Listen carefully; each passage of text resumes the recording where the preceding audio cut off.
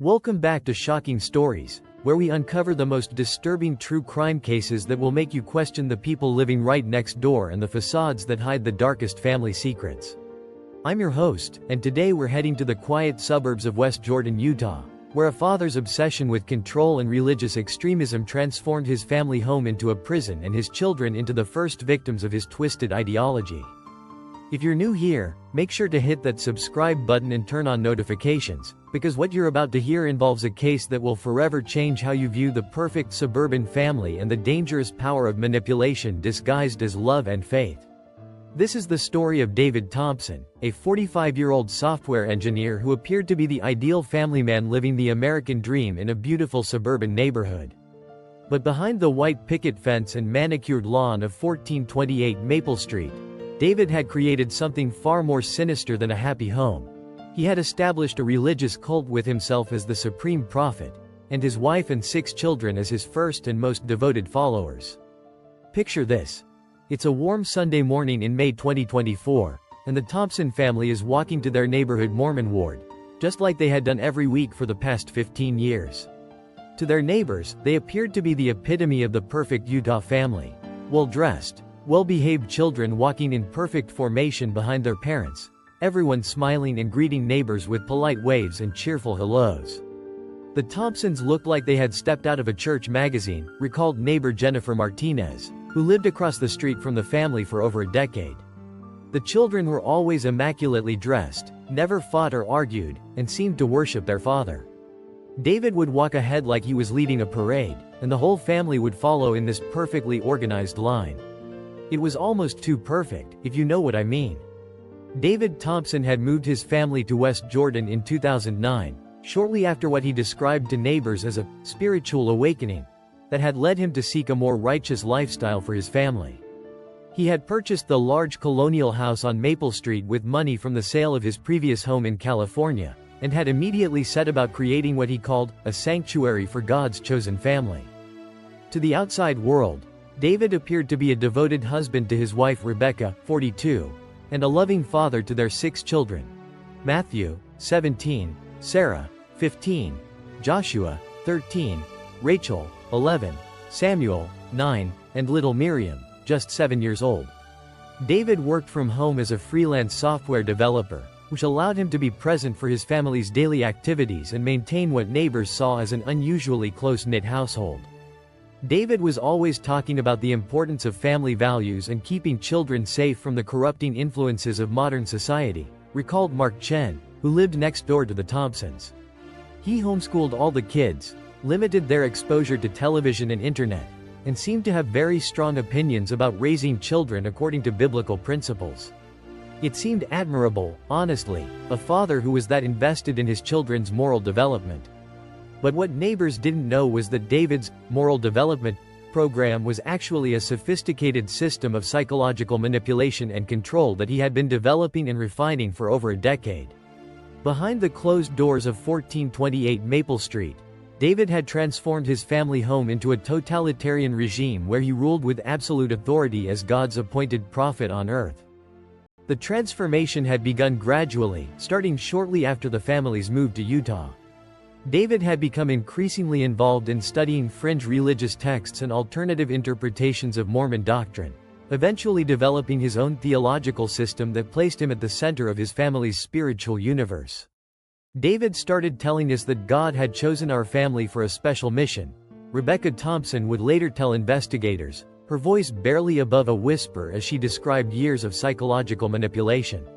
He said that the regular church wasn't pure enough anymore, that most Mormons had been corrupted by worldly influences, and that God had called him to lead our family back to the true path of righteousness. David's theological system, which he called the Covenant of Divine Family, established a rigid hierarchy with himself at the top as the divinely appointed patriarch and prophet. Rebecca was designated as the vessel of godly submission, while the children were ranked according to age and gender, with specific roles and responsibilities assigned to each family member. David created his own version of religious law that governed every aspect of our daily lives, Rebecca continued. He determined what we ate, when we slept, what we wore, who we could talk to, and even what thoughts we were allowed to have. He said that questioning his authority was the same as questioning God, and that disobedience would result in eternal damnation for our entire family. The daily routine at the Thompson house was structured like a military operation crossed with a religious seminary. The family woke at 5 a.m. for mandatory prayer and scripture study led by David, followed by breakfast eaten in complete silence while David read from his own religious writings. The children's education consisted entirely of David's theological teachings, with traditional academic subjects filtered through his religious interpretations. We weren't allowed to have friends outside the family because David said other children would corrupt us with worldly ideas. Matthew Thompson, the oldest child, would later testify. We couldn't watch TV, use the internet, or read any books that weren't approved by David.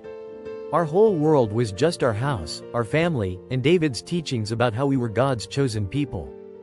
David had developed an elaborate system of rewards and punishments to maintain control over his family. Children who demonstrated perfect obedience and faith received special privileges like extra food or private time with David. Those who showed any signs of questioning or disobedience faced increasingly severe consequences that ranged from food deprivation to physical punishment to what David called spiritual correction sessions. The spiritual correction sessions were the worst, Sarah Thompson recalled during her interview with child psychologists. David would lock us in the basement for hours or sometimes days, telling us we needed to pray for forgiveness and that God was testing our faith. He said that if we weren't strong enough to endure the trials, we would bring God's wrath down on our entire family. But perhaps the most insidious aspect of David's control was his ability to convince his family that their suffering was actually a blessing and that their isolation from the outside world was protecting them from spiritual contamination. He created a closed system of beliefs where any outside influence was viewed as potentially dangerous, and where questioning his authority was equated with abandoning God and family. David was incredibly skilled at psychological manipulation, explained Dr. Patricia Moore, a cult expert who would later analyze the Thompson family case. He used classic techniques employed by cult leaders: isolation, control of information, creation of an us versus them mentality, and the establishment of himself as the sole conduit to divine truth. But what made his approach particularly effective was that he was operating within the context of a family structure that children naturally want to trust and believe in. The outside world remained completely unaware of what was happening inside the Thompson house because David had perfected the art of presenting a normal facade while maintaining absolute control behind closed doors. The family's public appearances were carefully choreographed performances designed to reinforce their image as a devout and well-functioning family unit. When we went to church or appeared in public, David would give us detailed scripts about what to say and how to behave, Matthew recalled. We were taught to smile, to speak politely to adults, and to never, ever give any indication that anything was wrong at home. David said that if anyone found out about our special covenant with God, the government would try to destroy our family and separate us forever. Neighbors and community members who interacted with the Thompson children noticed their unusual level of maturity and obedience, but interpreted these traits as evidence of excellent parenting rather than signs of psychological control. The Thompson kids were always so well behaved and respectful, recalled Linda Kim, who taught Sunday school at the family's Mormon ward. They never spoke out of turn, always listened carefully to instructions, and seemed to have a very mature understanding of religious concepts. I actually used them as examples to other parents of how children should behave when raised with proper discipline and spiritual guidance. But as the years passed, the psychological pressure of living under David's totalitarian control began to take its toll on the Thompson family members, particularly the older children who were beginning to develop their own sense of identity and independence. Matthew and Sarah, in particular, started experiencing doubts about their father's teachings and questioning whether their family's way of life was truly normal or healthy. I started noticing that other families weren't like ours when I would see them at church or in public, Sarah later explained. Other kids seemed happy and relaxed around their parents, while we were always tense and worried about making mistakes. I began to wonder if maybe David's version of God's will wasn't the same as what other people believed. The beginning of the end for David's family cult came when Matthew, the oldest child, began secretly communicating with extended family members during rare unsupervised moments when David was distracted by work or other activities. These brief conversations with cousins and grandparents gradually revealed to Matthew that his family's lifestyle was far from normal and that there might be ways to seek help. My cousin told me about something called Child Protective Services, and that there were people whose job it was to help kids who were being hurt by their parents, Matthew recalled. I had never heard of anything like that before because David had always told us that the government was evil and that family problems should be handled within the family according to God's law. As Matthew began to understand that his family's situation might not be normal or acceptable, he started documenting David's behavior and his family's living conditions, secretly writing down details about the punishments, the isolation, the food restrictions, and the psychological manipulation that had defined their daily existence for years. What do you think Matthew discovered that finally convinced him his family needed outside help? Drop your theories in the comments below, because what Matthew witnessed next would give him the courage to risk everything to save his siblings from their father's twisted version of divine authority. The breaking point came on a cold February evening in 2024, when 7-year-old Miriam, the youngest Thompson child, was subjected to what David called the ultimate test of faith. Miriam had committed the sin of crying during evening prayers and expressing fear about disappointing God, which David interpreted as evidence that she had been corrupted by Satan and needed immediate spiritual intervention. David locked Miriam in the basement storage room for 3 days without food, telling us that she needed to pray for forgiveness and prove her worthiness to remain part of God's chosen family, Matthew later testified. He said that if she wasn't strong enough to endure this trial, it would prove that Satan had claimed her soul and that she might need to be sent away to protect the rest of us from spiritual contamination. Watching his 7-year-old sister suffer in isolation while David calmly explained that her torment was necessary for the family's salvation finally convinced Matthew that his father wasn't a prophet. He was a monster who was using religion to justify child abuse. That night, while David slept, Matthew made the decision that would change his family's life forever.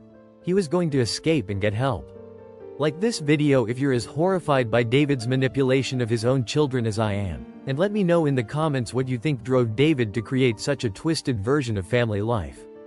Don't forget to subscribe because in part 2, we're going to reveal Matthew's desperate escape attempt and how his courage to speak the truth finally exposed the horrific reality of life inside the Thompson family cult. The bravery of one teenager would save 5 other children from years of continued abuse. Welcome back to Shocking Stories. When we left off, 17-year-old Matthew Thompson had witnessed his 7-year-old sister Miriam being locked in a basement storage room for 3 days as punishment for crying during prayers. This brutal treatment of the youngest family member finally convinced Matthew that his father David wasn't a divinely inspired prophet, but a dangerous abuser who was using religion to control and harm his own children. Matthew's decision to escape and seek help would require extraordinary courage and careful planning. After years of psychological conditioning that taught him to view the outside world as dangerous and corrupt, Matthew had to overcome not just physical barriers but also the deep-seated fear that leaving his family would result in eternal damnation and the destruction of everyone he loved. I knew that if David caught me trying to leave, he would lock me up like Miriam or maybe do something even worse, Matthew later told FBI investigators. But I also knew that if I didn't get help, my little brothers and sisters were going to suffer more and more as David's tests of faith became more extreme. I couldn't live with myself if I let that happen. Matthew's escape plan was born from desperation and the limited knowledge he had gained from brief conversations with extended family members. He knew that there were people called police officers who were supposed to help children in danger, but David had taught the family that police were agents of Satan who would destroy their family if they ever got involved. David had told us stories about families being torn apart by government agents who didn't understand God's plan, Matthew recalled. He said that if we ever talked to police or social workers, they would take us away from our parents and put us in foster homes where we would be abused and corrupted. For years, I believed that seeking outside help would be worse than whatever David did to us. But watching Miriam emerge from her 3-day punishment pale, weak, and traumatized had shown Matthew that David's version of divine love was actually systematic torture. The realization that his 7-year-old sister was being psychologically and physically destroyed by their father gave Matthew the strength to overcome years of indoctrination and risk everything to save his siblings. The opportunity for escape came on March 3, 2024, when David left the house to attend what he called a spiritual research session at the local university library. David's research trips typically lasted 4 to 6 hours and provided the only time when the family wasn't under his direct supervision, though Rebecca had been trained to maintain his control system in his absence. When David left for the library, Rebecca would become like his enforcer, Matthew explained. She would make sure we followed all the same rules, stayed in our assigned areas of the house, and didn't do anything that might anger David when he returned. But Rebecca was also exhausted and sometimes would fall asleep during the afternoon when she thought we were all occupied with our assigned activities.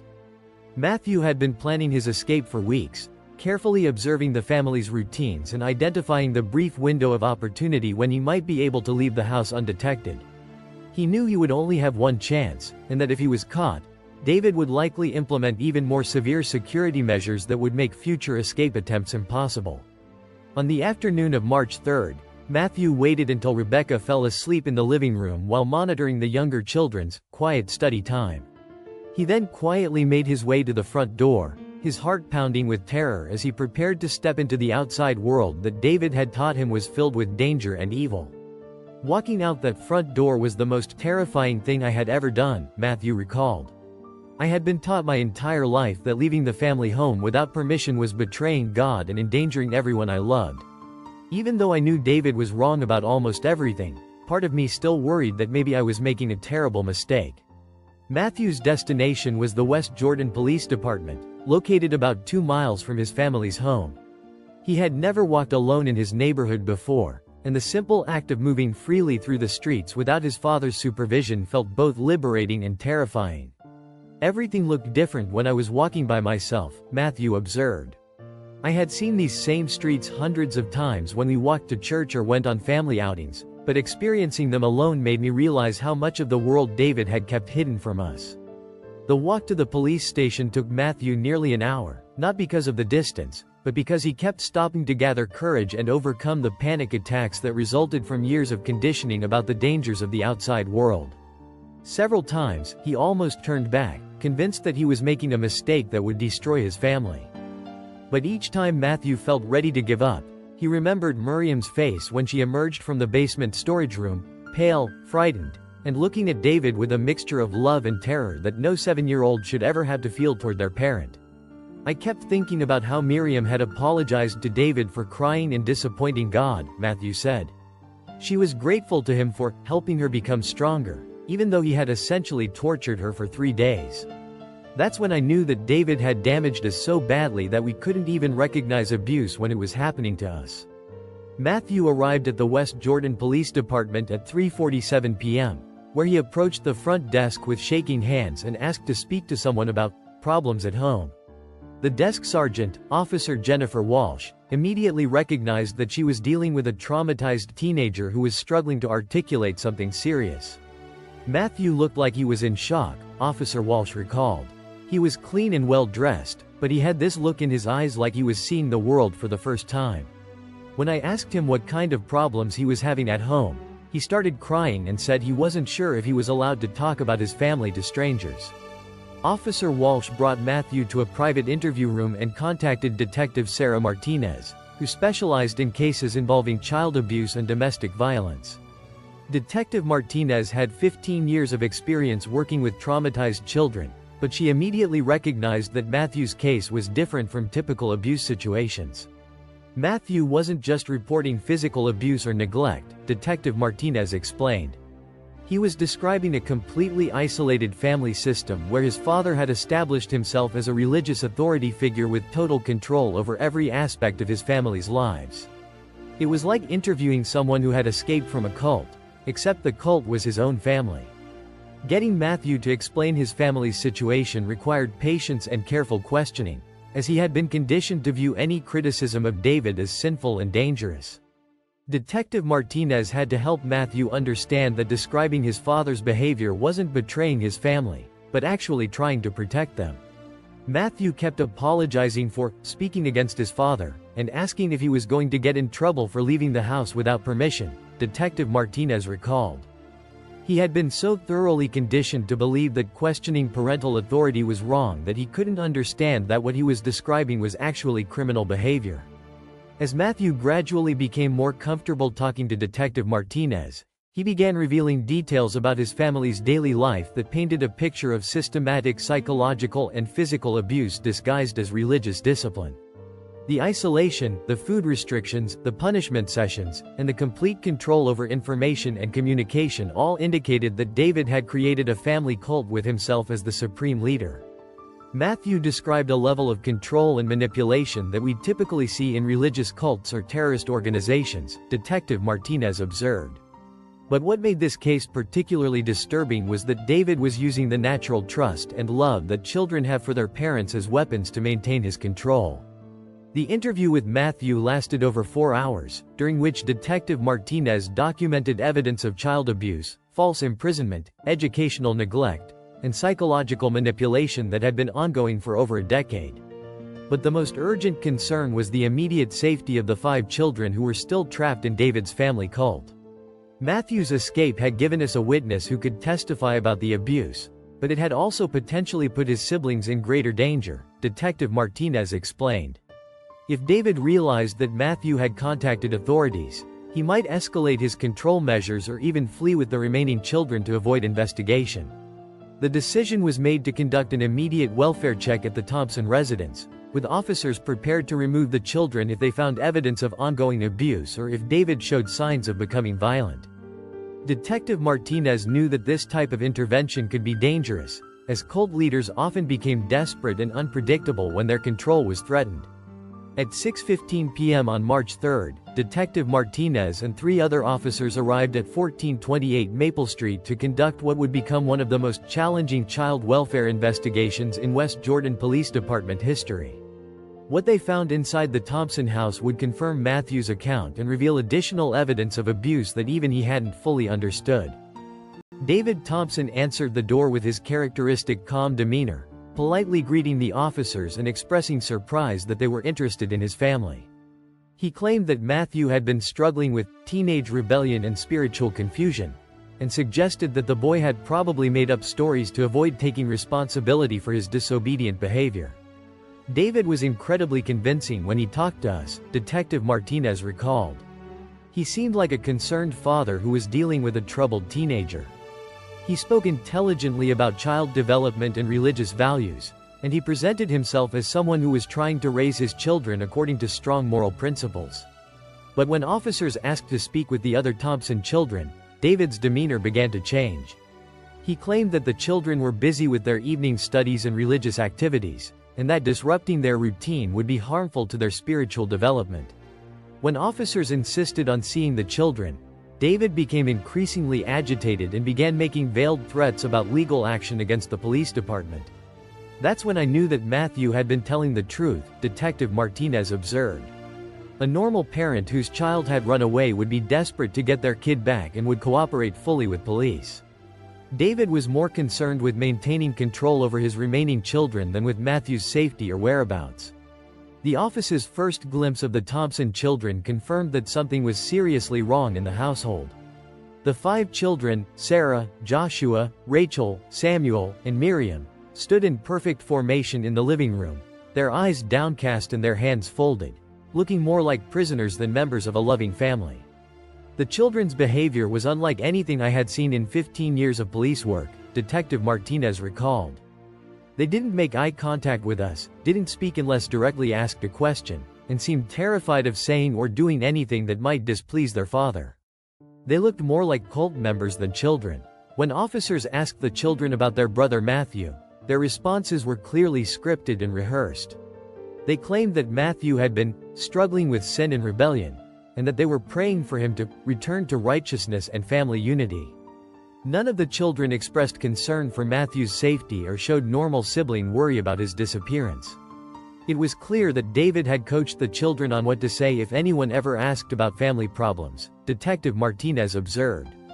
But what was most disturbing was that the children seemed to genuinely believe that Matthew was the one who had done something wrong by leaving.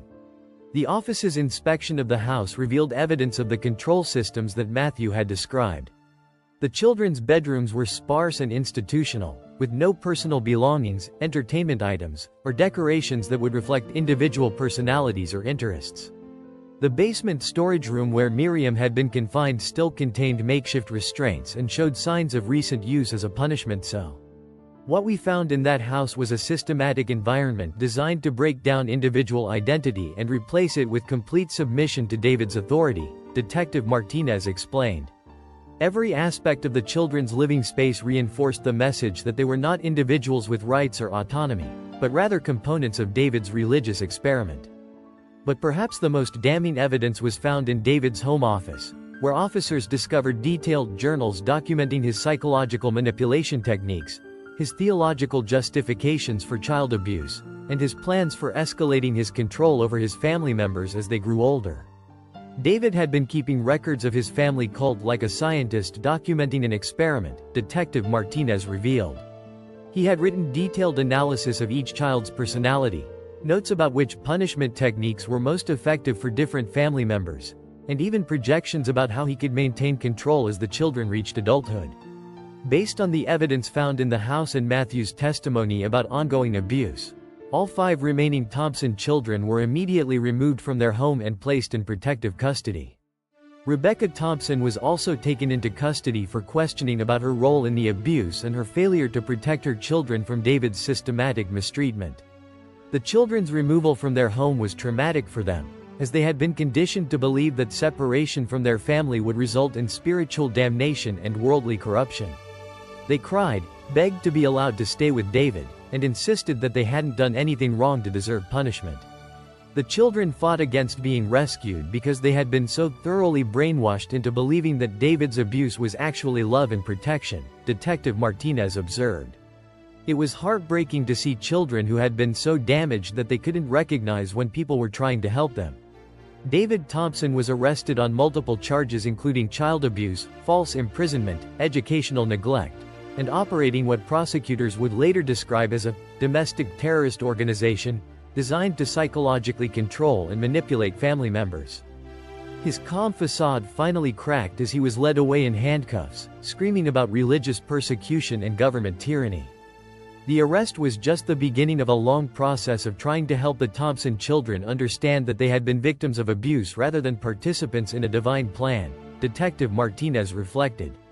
We had rescued them from their father's cult, but we couldn't immediately rescue them from the psychological damage he had inflicted over years of systematic manipulation. As Part 2 of our investigation concludes, Matthew Thompson's courage to escape and seek help had saved his 5 siblings from continued abuse, but it had also begun a complex process of deprogramming and healing that would take years to complete. The children's rescue was just the first step in helping them reclaim their identities and learn to trust their own thoughts and feelings again.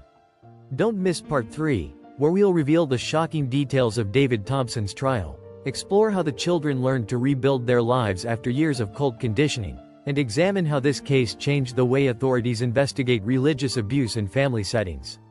Subscribe now and hit that notification bell, because the conclusion of this story will show you how 6 brave children found the strength to heal from their father's twisted version of love and faith.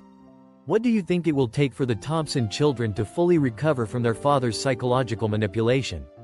Let me know in the comments, and share this video to help raise awareness about the warning signs of domestic religious extremism and the importance of protecting children from all forms of abuse, even when it's disguised as parental love and spiritual guidance. Welcome back to the shocking conclusion of our investigation into the Thompson family cult. When we left off, 17-year-old Matthew Thompson's brave escape had led to the rescue of his 5 siblings from their father David's twisted religious control system. But removing the children from their abusive home was only the beginning of a long and complex process of helping them recover from years of psychological manipulation and relearn what normal family relationships should look like. The legal case against David Thompson began almost immediately after his arrest, with prosecutors facing the challenge of proving that his actions constituted criminal abuse rather than legitimate religious parenting. David's defense team argued that he had been exercising his constitutional rights to religious freedom and parental authority, claiming that the government had no right to interfere with the family's private spiritual practices. David Thompson's case raised difficult questions about the intersection of religious freedom, parental rights, and child protection, explained Utah County Prosecutor Jennifer Walsh, who led the case against David. We had to prove that his actions went beyond the bounds of legitimate religious discipline and constituted systematic abuse that endangered his children's physical and psychological well-being. The prosecution's case was built around extensive testimony from child psychologists, cult experts, and the Thompson children themselves, who gradually learned to recognize and articulate the abuse they had suffered under their father's control. Dr. Patricia Moore, a specialist in religious trauma and cult recovery, worked with the children to help them understand that their experiences hadn't been normal or healthy. The Thompson children had been so thoroughly conditioned to view their father's abuse as divine love that they initially resisted any suggestion that they had been mistreated, Dr. Moore explained. They had been taught that questioning David's authority was equivalent to rejecting God, so learning to recognize abuse required them to completely restructure their understanding of family, faith, and personal identity. The process of preparing the children to testify against their father was particularly challenging because they had been programmed to protect David even at the cost of their own well-being. Matthew, as the oldest and the one who had initiated the escape, was the most able to articulate what had happened to their family, but the younger children struggled to understand why speaking honestly about their father was necessary rather than sinful. The children had to learn that loving someone doesn't mean protecting them from the consequences of their harmful actions, Dr. Moore continued. They had been taught that family loyalty meant absolute obedience and silence about family problems, so learning to testify truthfully felt like betraying everything they had been raised to believe. The trial began on September 15, 2024, 6 months after the children's rescue, in Utah County District Court. Judge Patricia Morrison, who had extensive experience with cases involving religious extremism and child abuse, presided over proceedings that would attract national attention and spark debates about the limits of parental authority and religious freedom. David Thompson's defense team, led by prominent religious liberty attorney Michael Stevens, argued that their client was a devoted father who had been exercising his constitutional rights to raise his children according to his sincerely held religious beliefs. They portrayed the children's isolation and strict discipline as evidence of responsible parenting in a morally corrupt society. Mr. Thompson is not a criminal. He is a father who took his responsibility to protect his children's souls seriously, Stevens argued during opening statements. In a world where children are exposed to drugs, violence, sexual content, and secular influences that undermine traditional values, David Thompson created a safe environment where his children could develop strong moral character and deep spiritual faith. But Prosecutor Walsh countered with evidence that David's actions had gone far beyond legitimate religious parenting and had constituted systematic psychological torture designed to break down his children's individual identities and replace them with complete submission to his authority. This case is not about religious freedom or parental rights, Walsh told the jury. This is about a man who used religion as a weapon to control, manipulate, and abuse his own children. David Thompson didn't create a holy family. He created a family prison where his children were inmates and he was the warden. The prosecution's case included testimony from all 6 Thompson children, each of whom had been working with therapists to understand and articulate their experiences of abuse. Matthew's testimony was particularly powerful as he described the systematic nature of his father's control and the fear that had dominated every aspect of their daily lives. "My father didn't love us, he owned us," Matthew testified, speaking directly to the jury with a strength that amazed court observers. "He used God's name to justify hurting us, isolating us, and making us afraid of everything outside our house. He taught us that we were special and chosen, but what he really meant was that we were prisoners who had to earn the right to exist by being perfectly obedient to his will." Sarah Thompson, now 16, testified about the psychological manipulation she had experienced and the impact of being denied normal social development and educational opportunities. Her testimony revealed how David had used the children's natural desire for approval and affection as tools to maintain his control. "I spent my whole childhood trying to be perfect enough to make my father proud, but nothing I did was ever good enough," Sarah testified. "He would tell me that I was disappointing God if I had independent thoughts or if I wanted things that other kids had. I learned to hide my feelings and pretend to be happy with our situation because showing sadness or wanting more was considered sinful." The younger children's testimony was more limited due to their age and the severity of their psychological conditioning, but even their brief statements provided evidence of the fear and confusion that had characterized their daily lives under David's control. I thought all families lived like ours," 11-year-old Rachel testified through a victim advocate. "I didn't know that other kids got to choose their own clothes, play with friends, or watch movies. When the police took us away from Daddy, I was scared because he had taught us that people outside our family were dangerous and would hurt us." The prosecution also presented expert testimony from Dr. Michael Torres, a psychiatrist who specialized in cult psychology and religious trauma. Dr. Torres explained how David had used classic cult indoctrination techniques within the family structure to maintain total control over his children's thoughts and behaviors. David Thompson employed the same psychological manipulation techniques used by leaders of destructive cults, Dr. Torres testified. He isolated his victims from outside influences, created a closed system of beliefs that couldn't be questioned, established himself as the sole source of truth and authority, and used alternating rewards and punishments to maintain compliance. The fact that he did this to his own children makes his actions even more psychologically damaging. The defense team's attempts to portray David as a well-intentioned father were undermined by evidence of his detailed planning and his awareness that his actions were causing psychological harm to his children. The journals found in his home office revealed a man who was conducting deliberate experiments in psychological control rather than simply following religious convictions.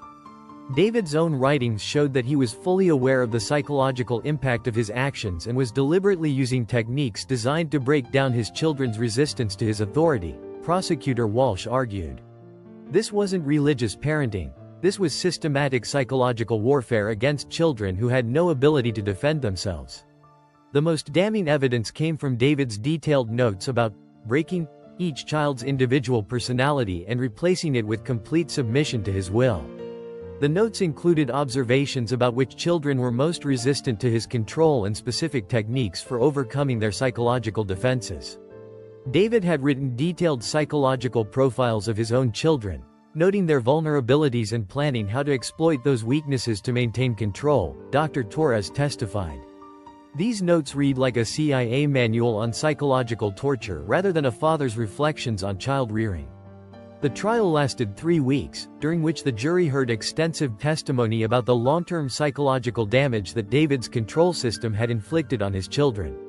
Mental health experts explained that the children would require years of therapy to recover from their trauma and learn to function as independent individuals.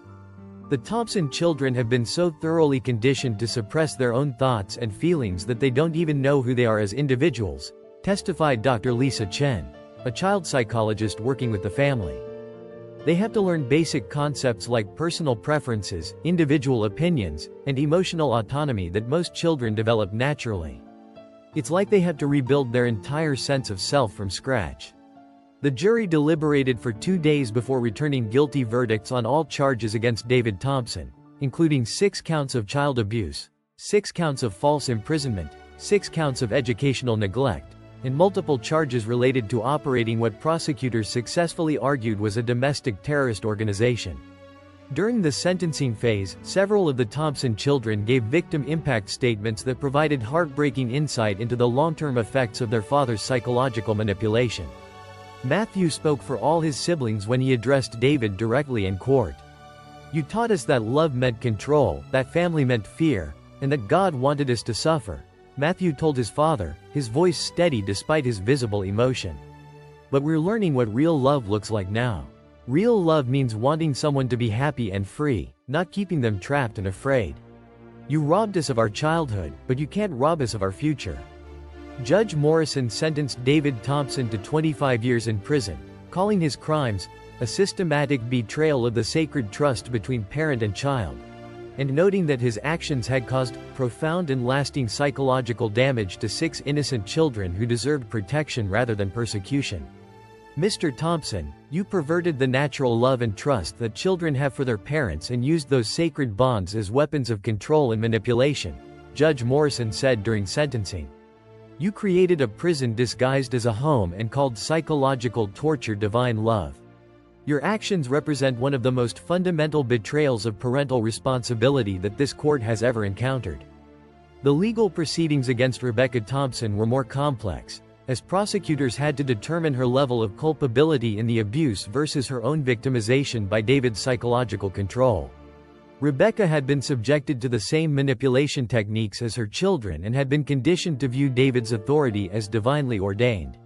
Rebecca was both a victim and a facilitator of the abuse, explained Prosecutor Walsh. She had been psychologically controlled by David for over 20 years and genuinely believed that supporting his authority was protecting her children. But she also participated in the enforcement of his control system and failed to protect her children when she had opportunities to seek help. Rebecca ultimately pleaded guilty to reduced charges of child endangerment and was sentenced to 5 years of supervised probation with mandatory participation in cult deprogramming therapy and parenting classes.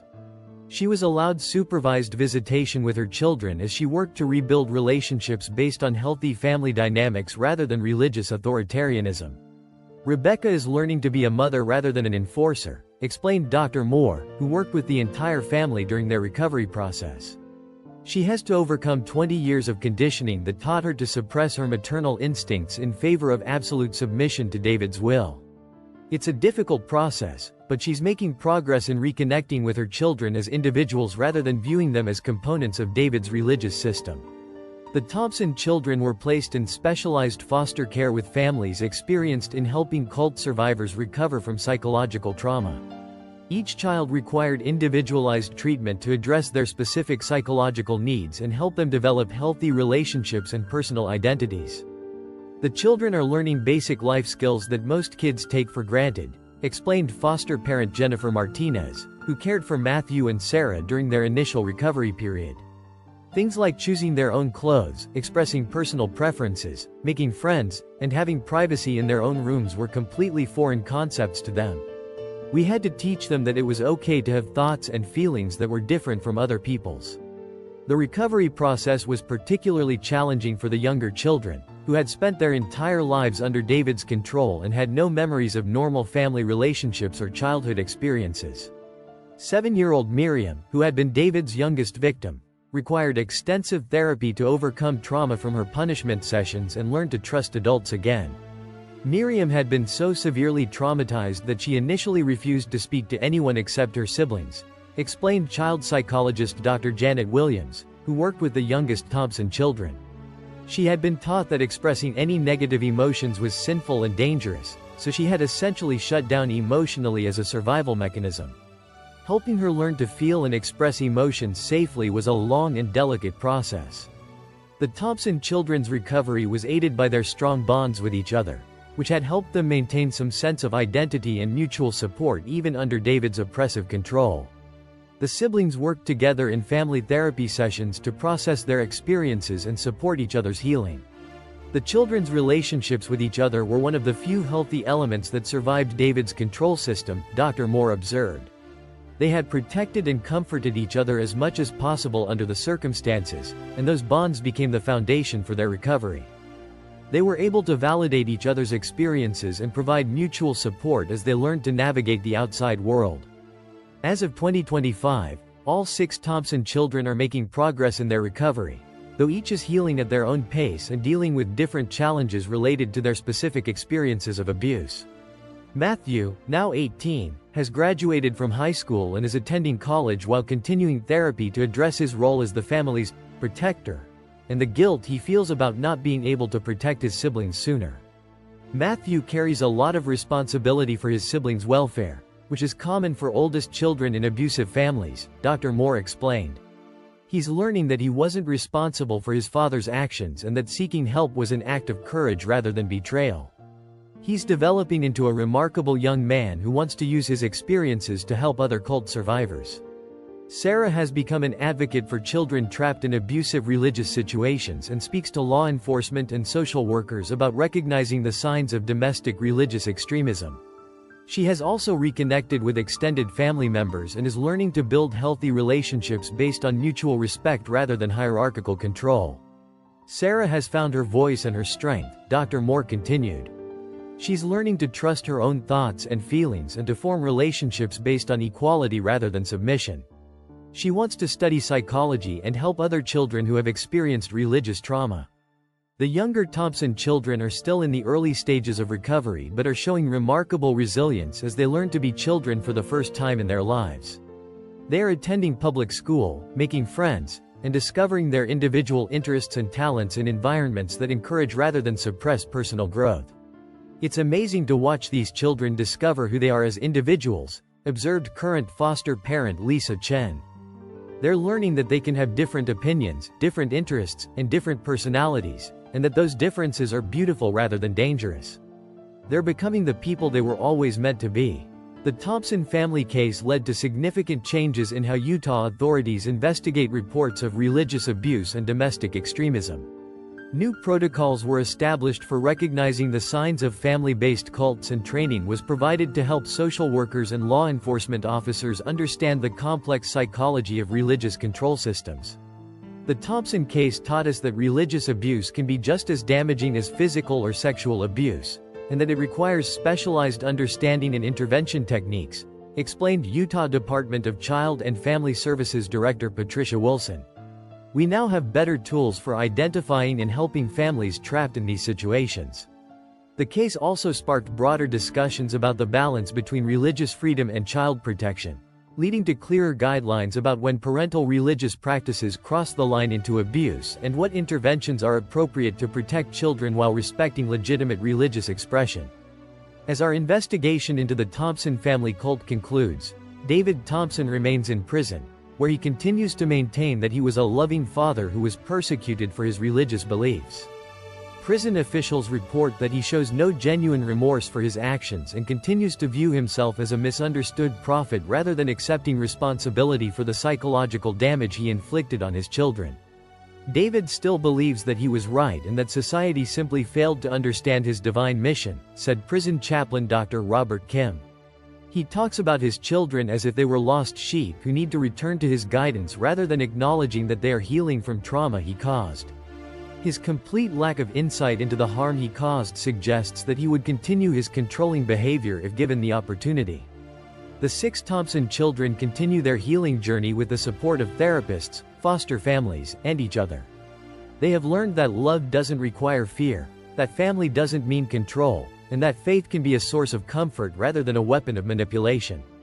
We're learning what it means to be a real family, Matthew reflected during a recent interview.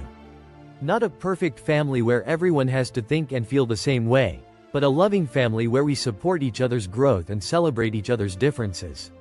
Our father tried to use God to control us, but we're learning that real faith is about love, freedom, and helping each other become the best versions of ourselves.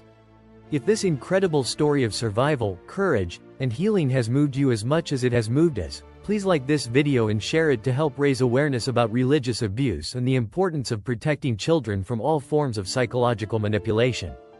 Subscribe to Shocking Stories for more investigations that expose hidden abuse while celebrating the resilience of survivors who find the strength to rebuild their lives and help others escape from similar situations.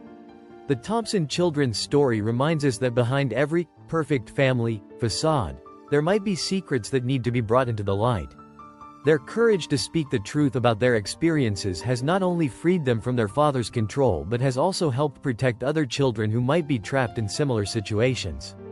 David Thompson tried to create the perfect family through fear and control, but his children have shown us what a truly perfect family looks like. One where love is freely given, where individual growth is celebrated, and where each member is valued for who they are rather than how well they conform to someone else's expectations.